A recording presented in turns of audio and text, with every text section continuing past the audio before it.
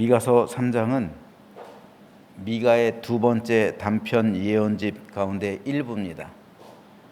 3장에서 5장까지가 제 두 번째 단편 예언집인데요. 그 가운데 3장은 일부고요. 1에서 4, 오늘은 3장인데 1에서 4절은 정치 지도자들의 악행을 지적하고 심판에 대해서 경고하고 있습니다. 5에서 8절은 종교 지도자들인 선지자들, 그들의 악행을 지적하고 심판을 경고하고 있습니다. 그리고 9절에서 12절은 정치, 종교 지도자의 악행과 예루살렘과 성전의 멸망을 선언하고 있습니다. 이렇게 정치 지도자들, 종교 지도자들이 타락했기 때문에 하나님께서는 먼저 유대 사회가 그 나라와 민족이 멸망하게 된 책임을 지도자들에게 묻고 있는 거예요. 먼저 정치 지도자들의 죄악이 1절에서 3절에 이렇게 기록되고 있어요. 내가 또 이르노니 야곱의 우두머리들과 이스라엘 족속의 통치자들아 들으라. 정의를 아는 것이 너희의 본분이 아니냐. 정의를 아는 것. 그래서 하나님의 공의를 실현하는 것, 실천하는 삶, 실천적인 믿음, 이것이 너희의 본분이야, 너희의 사명이 아니냐라는 것이죠. 하지만 정치 지도자들은 이 본분을 버렸죠. 그래서 너희가 선을 미워하고 악을 기뻐하여 내 백성의 가죽을 벗기고 그 뼈에서 살을 뜯어 그들의 살을 먹으며 그 가죽을 벗기며 그 뼈를 꺾어 다지기를 냄비와 솥 가운데 담을 고기처럼 한다. 하나님께서는 말씀하십니다. 즉 남유다 정치 지도자들의 죄악은 하나님께서 원하시는 정의를 버리고 자신들의 이익을 위해 백성들을 수탈한 것에 있습니다. 그러면 종교 지도자들이 정치 지도자들의 죄악을 지적해야 될 거 아니에요. 견제하는 기관이 있어야 될 거 아닙니까? 그래서 그 잘못을 돌이키게 해야 되잖아요. 정치 지도자들이 잘못하면 종교 지도자들이 나서서 그들의 죄악을 꾸짖고 하나님께서 원하시는 정의를 회복하게 해야 합니다. 하나님께로 돌이키게 해야 돼요. 그런데 유대 사회에서는 이것마저 실종된 거예요. 즉 종교 지도자들마저 정의를 버리고 정치 지도자들과 똑같이 탐욕을 가지고 자기들의 배만 불리려 했던 겁니다. 10절에 보면요. 그래서 그들의 우두머리들은 뇌물을 위하여 재판한다. 그들의 제사장은 삭슬 위하여 교훈한다. 그들의 선지자는 돈을 위하여 점을 친다. 뭡니까? 다 돈하고 연관이 돼 있잖아요. 다 돈 때문에 하나님의 백성들, 나라와 민족 저버리고 자기들 배만 불리려 한다는 거예요. 이건 정치 지도자들이든 쉽게 말해서 재판장으로 대표되는 정치 지도자들이든 제사장이든 선지자든 다 돈 때문에 이렇게 나라와 민족을 팔아먹고 있다는 겁니다. 특별히 미가는 종교 지도자들의 죄악을 이렇게 고발하고 있어요. 5절 말씀입니다. 내 백성을 유혹하는 선지자들은 이에 물 것이 있으면 평강을 외치나 그 입에 무엇을 채워주지 아니하는 자에게는 전쟁을 준비한다. 여기서 하나님께서는 먼저 선지자들을 향해서 내 백성을 유혹하는 자들이라고 말씀합니다. 내 백성을 유혹한대요.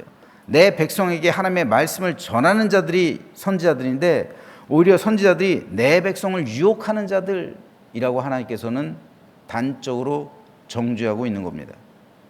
이런 제사장과 선지자의 차이가 뭡니까? 가장 큰 차이 중 하나가 제사장은 세습직이죠. 제사장은 대물림 되는 거예요. 타고나는 겁니다. 태어나면서부터 제사장의 일원으로 태어나는 거예요. 그래서 25살이 되면 제사장 되는 거예요. 그래서 30세가 되면은 제사장으로서 정식으로 사역을 하기 시작하는 거예요. 한 번 제사장은 죽을 때까지 제사장이에요. 하지만 선지자는 그렇지 않아요. 선지자는 하나님의 영이 임한 사람입니다. 평민이든 귀족이든 아니면 비천한 계급에 있든 하나님의 영이 임해서 하나님께서 하나님의 말씀을 맡긴 사람이 선지자예요. 누구든 선지자가 될 수가 있는 거예요. 그렇기 때문에 선지자는 항존직이 아니에요. 선지자의 자식이 선지자가 되는 게 아니란 말입니다. 선지자는 개개인적이고요. 한 번 선지자라고 했다고 영원히 선지자가 되는 것도 아닙니다. 왜냐하면 하나님의 영이 그에게서 떠나가면 그 사람은 더 이상 선지자가 아니에요. 하나님께서 그 말씀을 더 이상 맡기지 않았기 때문에 사람들도 그 사람을 선지자로 인정하지 않아요. 바로 여기서 선지자들이 딜레마에 빠지는 거예요. 먹고 살기 위해서 하나님의 영이 임한 척 할 수밖에 없는 거. 하나님의 영은 이미 떠났어요. 즉 하나님께서 하나님의 영이 내게 임했어요. 그래서 하나님의 말씀을 내가 말했어요. 그러니까 사람들이 와가지고 예물을 갖다 드리고 우리를 위해서 하나님의 말씀을 전해 주십시오 하고서 대우를 잘해 주죠. 가만히 있어도 사람들에게 대우를 받고 예물을 받고 그리고 먹고 살 수가 있는 거예요. 그런데 하나님의 영이 떠나가요. 이걸 누구는 알아요? 자기가 알잖아요. 자기가. 그런데 하나님의 영이 나에게 말씀하지 않습니다 라고 말하면 사람들이 그에게 올 이유가 없죠. 그의 말을 들을 필요가 없죠. 그러니까 사람들이 그에게 더 이상 예물을 가져오지도 않고 그를 더 이상 존중하지도 않고, 그러니까 이 사람이 해야 할 일이 뭡니까? 왜 그러면 하나님께서 그 사람에게서 떠나가요?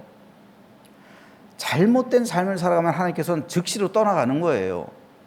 그러니까 선지자의 이 삶이란 대단히 거룩해야 되는 거예요. 계속 하나님과 교통하는 것, 계속해서 하나님과 교제하고 하나님께서 머무실 수 있도록, 하나님의 영이 임하실 수 있도록 성결한 삶을 살아내는 사람만이 계속해서 하나님의 영이 임하는 거예요. 엘리야처럼요. 엘리야도 평민이에요. 미가는 비천한 그러한 지방에 있었고, 어제 말씀드렸던 것처럼 미가 선지자는 사람들에게 상당히 비천한 대우를 받았어요. 그런데 하나님의 영이 계속 임한 사람만이 하나님의 말씀을 계속 전하는 거예요. 왜 미가가 3편의 단편집으로 돼 있다고 그랬는데 왜 그래요? 하나님께서 한 번 해주신 게 아니라 3번에 거쳐서 하나님의 말씀을 전해 주신 거예요. 그만큼 미가는 그 기간 동안 하나님과 동행하고 있는 거예요. 자신의 거룩함을 유지하고 있는 사람만이 하나님의 영이 계속해서 임하는 거예요. 그런데 발람처럼요, 혹은 삼손처럼요, 죄악된 삶을 살아가는 사람에게는 하나님께 임재하지 않는 거예요. 삼손도 마지막 순간에서야 비로소 임했잖아요. 하나님께서 임하지를 않는 거예요. 그래서 거짓 선지자가 나오는 거예요. 거짓 선지자란 하나님의 영이 임하지 않았는데 하나님의 영이 임한 척하는 사람이에요. 하나님의 영이 임하지 않았으면 그 선지자가 하는 말은 누구 말이에요? 하나님의 말씀이에요? 아니요, 사람의 말이에요. 자기 생각을 말하는 거예요. 하나님의 영이 임하지 않았는데 자기 생각을 말하는 건 뭡니까? 거짓 선지자예요. 그래서 하나님의 말씀인 척 내 생각을 말할 수밖에 없는 거죠. 그런데 왜 거짓 선지자들이 등장해요? 먹고 살기 위해서요.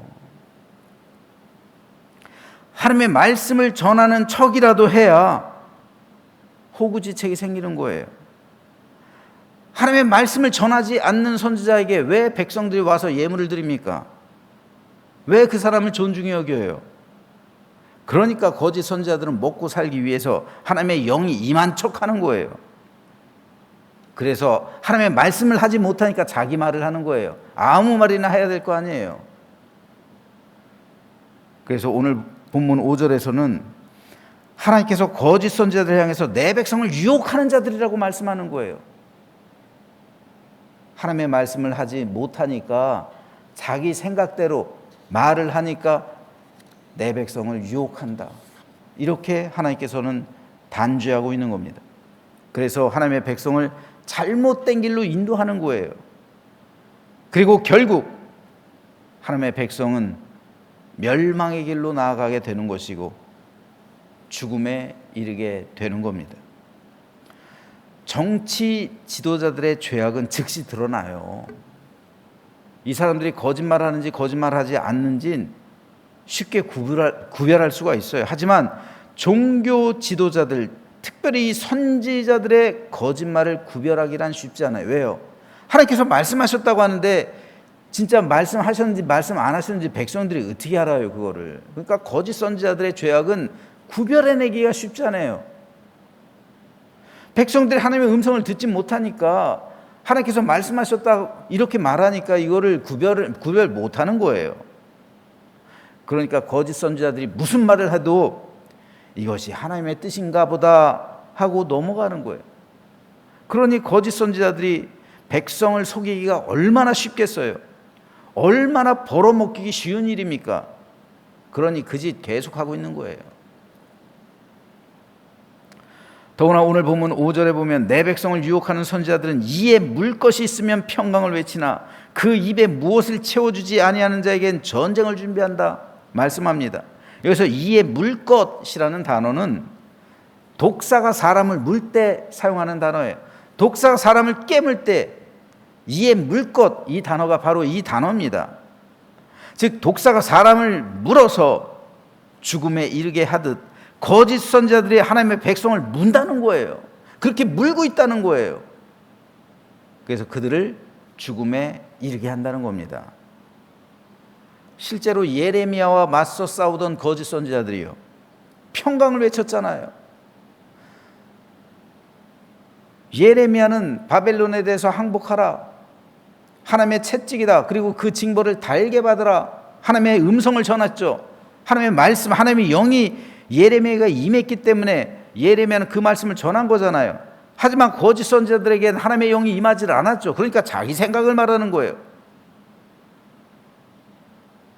그리고 자기 생각을 말하는데 고위 정치인들은 누구 말을 더 신뢰해요? 거짓 선지자들을 더 신뢰해요. 왜요? 그들의 말을 믿어서가 아니에요.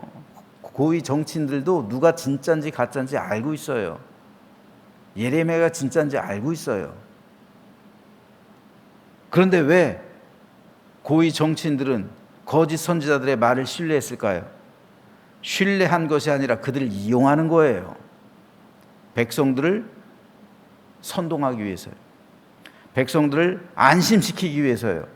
자기 뜻대로 거짓 선지자를 이용해 가지고 그 대가로 거짓 선지자들은 먹을 것이 주어지는 거잖아요.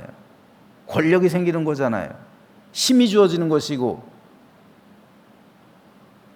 그런데 먹을 것이 떨어지면, 다시 말해서 고위 정치인들이 쉽게 말해서 거짓 선지자를 신뢰하지 않고 당신들 가짜야 하고 예를 들어서 먹을 것을 주지 않으면 전쟁이 일어날 것이라고 예언을 한다는 거예요. 사회에 불안을 조성한다는 거죠. 민심을 동요하게 만든다는 거예요. 이것은 정치인들이 극히 싫어하는 일이죠.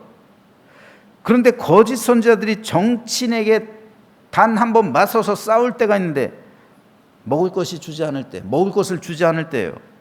그러면 백성들에게 전쟁이 일어날 것이라고 선포하면서 사회에 불안감을 조성한다는 거예요. 그래서 정치인들은 어쩔 수 없이 거짓 선지자들과 야합을 하는 거예요. 타협하는 거예요.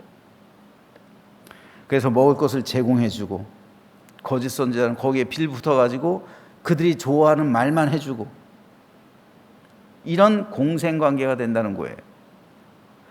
그러니 하나님의 나라가 어떻게 제대로 설 수가 있겠어요?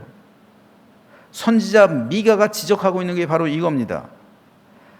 하나님은 미가를 통해서 진실한 선지자에 대해서 말씀하시는데 그 말씀이 8절에 있어요.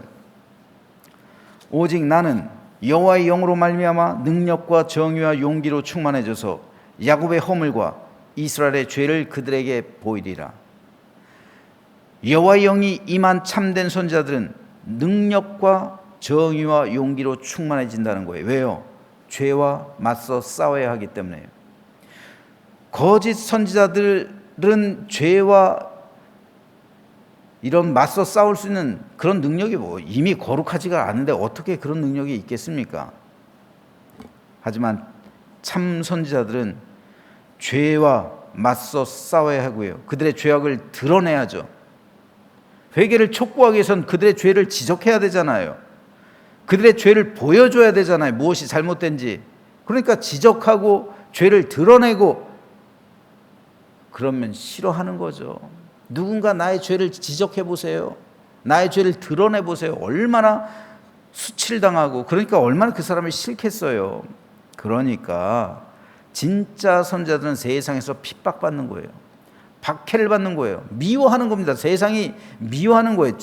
죄를 드러내려고 하니까 죄가 싫어하는 거예요. 죄의 대표적인 세력이 누굽니까? 사탄이잖아요. 사탄을 드러내니까 사탄이 싫어하는 거예요. 당연히 싫어하죠. 그러니까 사탄이 그를 죽이려고 하는 거예요. 그래서 실제로 선지자들 많이 죽임당하잖아요. 이사야도 죽임당했고요. 예레미야도 죽임당했고요. 세례 요한도 참수당했잖아요. 진정한 거룩이란 하나님의 영이 임한 사람만이 행할 수 있는 그러한 삶의 표준입니다. 표준이 되는 거예요. 그런 사람만이 능력과 정의와 용기로 충만해지는 거예요. 그래서 나 자신 죽음에 이르게 한다 할지라도 하나님의 영을 받은 사람은 하나님의 말씀을 할 수밖에 없는 겁니다. 그래서 내 목숨 걸고 하나님의 말씀을 세상에 전하는 거예요.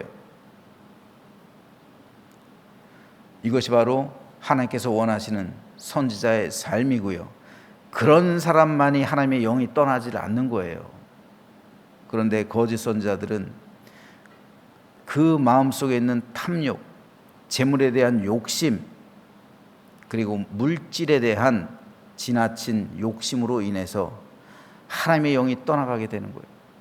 여러분, 이거 굉장히 중요한 겁니다. 하나님의 영이 떠나갈 수 있다는 말이에요. 물론 현대 기독교 신학에서는 하나님의 영이 한번 임하면 떠나가지 않는다라고 가르칩니다. 그런데 구약에서는 그렇지 않아요. 물론 신약에서는 성령 세례를 받은 사람은 영원토록 그 사람과 함께한다. 네, 그걸 부인하지는 않습니다. 하지만 성령 세례를 받은 사람이라 할지라도 내가 죄악 가운데 있으면 그 즉시 하나님과의 교통은 끊어지는 거예요. 떠나가진 않는다 할지라도 하나님과 교제할 수는 없는 거예요. 하나님께서 활동하시지 않는 거예요. 내 안에 있는다 할지라도, 그러니까 성령 세례와 성령 충만은 다른 거예요. 내가 예수 그리스도를 구세주로 영접하고 고백하고 예수님이 나의 구세주라고 고백하는 순간 성령 세례를 받죠. 그래서 성령 세례를 받은 사람은 구원에 이르는 것이 사실입니다. 하지만 내가 죄악을 저지르고 그리고 하나님 보시기에 합당한 삶을 살아가지 못하는 순간 성령 세례는 받았을지라도 성령으로 충만한 삶을 살 수가 없어요. 즉시로 기도가 막혀버리는 거예요. 하나님의 영이 떠나가면은 오늘 본문에서도 나오잖아요. 6절에 있는 것처럼요. 그러므로 너희가 밤을 만나리니 이상을 보지 못할 것이요 어둠을 만나리니 점치지 못하리라. 이 선지자 위에는 해가 져서 낮이 캄캄할 것이라. 즉시 하나님과의 교제가 끝나는 겁니다. 신약 시대도 마찬가지예요. 우리가 성령 세례를 받았다 할지라도 우리가 죄 가운데 살아가고 물질에, 탐욕에, 재물에 눈이 멀어서 하나님과의 단절된 삶을 살아갈 수 있다는 말입니다. 그러므로 우리 신앙인들은 목숨 걸고 지켜내야 할 것이 바로 성령으로 충만해지는 거예요. 왜 새벽마다 우리가 일어나서 하나님께 예배를 드리면서 하루를 시작합니까? 오늘도 우리가 싸워야 될 가장 큰 대적은요, 내 안에 있는 욕심이에요. 오늘도 내 안에 있는 욕심과 싸워야 돼요. 그래야 거짓 선지자가 안 되는 거예요. 거짓 선지자가 된 이유 중에 가장 큰 것이 내 안에 있는 재물에 대한 욕심입니다. 이것 때문에 목사들도 타락하는 거예요. 이것 때문에 성도들도 타락하는 겁니다. 그러므로 진정한 거룩이란 성령으로 늘 충만해지는 것이고, 그럴 때 비로소 능력과 정의와 용기로 충만해져서 세상의 죄악을 지적할 수가 있는 거예요. 내가 죄악 가운데 살아가는데 어떻게 남의 죄악을 지적해요? 그럴 수 없는 겁니다. 특별히 오늘 강림절을 지내고 있습니다. 강림절의 은혜가 우리 모두에게 임하셔서 진짜 성도가 돼야죠. 저는 진짜 목사가 돼야 되고요. 여러분은 진짜 성도가 돼야 돼요. 우리 모두 진짜 성도가 되어야 됩니다. 진짜 하나님 앞에서 좋은 성도가 되어서 하나님의 능력과 정의와 용기로 충만한 삶을 살아가며 하나님의 뜻을 이 땅 가운데 실현하는, 그래서 하나님의 나라가 확장되는 그 사명 온전히 이행하는 우리 모두가 되시기를 주님의 이름으로 축원합니다.